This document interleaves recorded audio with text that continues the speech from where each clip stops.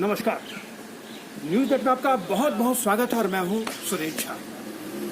Police का नाम जहन में आते ही लोग डर जाते हैं, कांप जाते हैं कि पुलिस की छवि पूरे देश में ऐसी बनी है।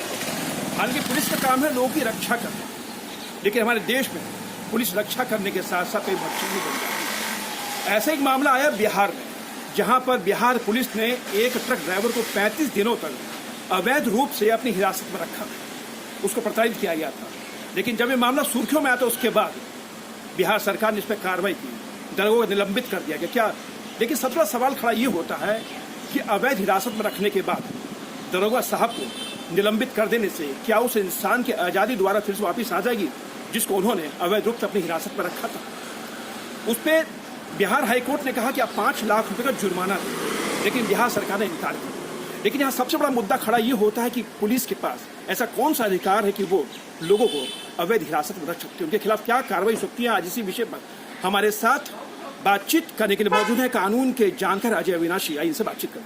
अजय जी, पुलिस को किसने ये कहा कि किसने आज़ादी दी, किसने उनको कानून में कोई ऐसा है कि आप किसी को अवैध हिरासत में रख सकते हैं? ऐसा कोई प्रावधान कानून में है ही नहीं। जो उसने काम किया वो इलीगल काम था और उसके लिए शायद कार्रवाई बाद में हुई है, उसको सस्पेंड किया।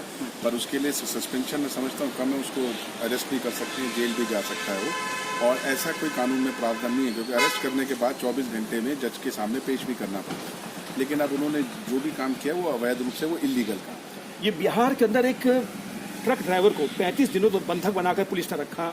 उस पर क्या आरोप था, नहीं आरोप था, कोई बताया नहीं गया। लेकिन बंधक बनाने का अधिकार किसने दिया पुलिस को? कोई अधिकार नहीं है, वही तो मैं कह रहा हूँ ना, इलीगल डिटेंशन है ये।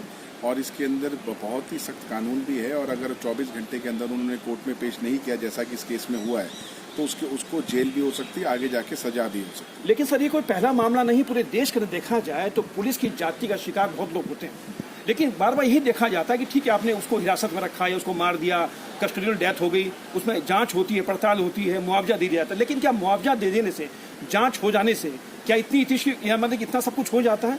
क्योंकि आपने उस आदमी की आज़ादी छीनी है, उससे आपने कानून का उल्लंघन किया है। नहीं, वो तो आपकी बात ठीक है, ऐसा वो तो वापस नहीं आता। लेकिन और रास्ता क्या है?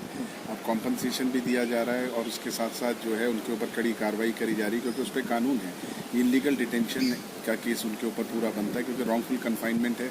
अगर आप किसी को अगर अरेस्ट भी नहीं किया और आपने उसको किस लिए रखा, तो उसके ऊपर अभी जो भी कार्रवाई है उसके ऊपर जो मैं समझ रहा हूँ, जो पढ़ रहे हैं, वो कार्रवाई आगे जाके और ज़्यादा इसमें ड्रास्टिक होनी चाहिए। अच्छा, इसमें जो पीड़ित है उसके क्या अधिकार होते हैं? अगर किसी पुलिस ने उसको अगर अवैध हिरासत में रखा तो पीड़ित क्या कर सकता है, कहाँ गुहार कर सकता है, और इसके खिलाफ क्या कड़ी से कड़ी कार्रवाई हो सकती है कानून संबंधित? कानून संबंधित वही मैं बता रहा हूँ, क्योंकि इलीगल डिटेंशन का मैटर है, वो सस्पेंड भी हो सकता है, अपनी नौकरी से एक्सपेल भी हो सकता है, और आगे जाके उसके ऊपर क्रिमिनल के चार्जेस लग के उसको सजा भी हो सकती है। जिस भी पुलिस कर्मी ने ये काम किया है उसको सजा भी हो सकती है उसके आगे जाके, क्योंकि वो तो पूरे फैक्ट्स देखने पड़ेंगे कि क्या कहानी है क्या नहीं। जब आगे जाके पूरा ट्रायल चलेगा तब जाके सारी चीज़ें सामने आएंगी। लेकिन इतनी घटनाएं हो चुकी हैं, लेकिन उसके बावजूद अभी तक कोई कड़ी कार्रवाई हमने कहीं देखी नहीं, ना सुनी हमने। तो कहीं ना कहीं पुलिस पर शिकंजा कसना बहुत जरूरी हो गया है। नहीं, वो तो खैर आपकी बात बिल्कुल ठीक है, सच्चाई है। लेकिन ऐसा नहीं कि कभी ऐसी कार्रवाई हुई नहीं है, कार्रवाई हुई है।